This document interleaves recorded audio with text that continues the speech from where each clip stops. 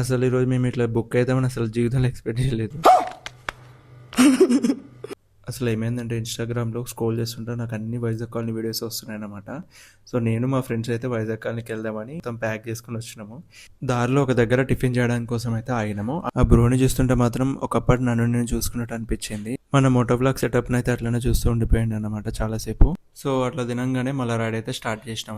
ఏదేమైనా కానీ వెళ్తుంటే మాత్రం వెదర్ మాత్రం మస్తు అనిపించింది. కానీ వెళ్తుంటే మాత్రం రోడ్డు మొత్తం గ్రీనరీ ఉంది తెలుసా. నాకు మాత్రం మస్తు ఫీల్ అనిపించింది. వాడే ఉద్దేశంతో అన్నాడు. కానీ మీరు అనుకునేది అయితే అసలుకే కాదు, జస్ట్ నేను చెప్పింది రోడ్డు గురించి.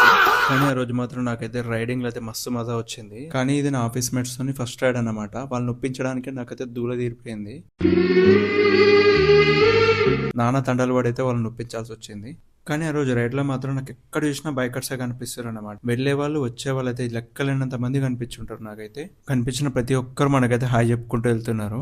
సో నేనైతే ఫస్ట్ టైం ఇంతమందిని చూడడం రైడర్స్ ని. చాలా దూరం డ్రైవ్ చేసిన తర్వాత మధ్యలో ఒక దగ్గర అయితే బ్రేక్ అయితే తీసుకున్నాము. బాబు ఏం పన్నా తమ్ముడు బయటికి రావాలి ఏదో బాబు ఎందుకురా పొద్దుగాల నేనే దొరికినా మీకు ఎందుకురా బాయ్.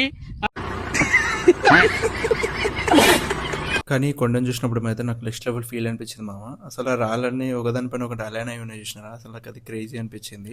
సో అలా వెళ్తూ ఉంటే నాకైతే లార్డ్ శివ స్టాచ్యూ అయితే కనిపించింది. సో అక్కడ ఆగి కొన్ని వీడియోస్ అండ్ ఫొటోస్ అయితే తీసుకున్నాం. అలా అక్కడ కొద్దిసేపు టైం స్పెండ్ చేసిన తర్వాత అయితే మేము వైజాగ్ కాలనీకి అయితే వచ్చేసాం.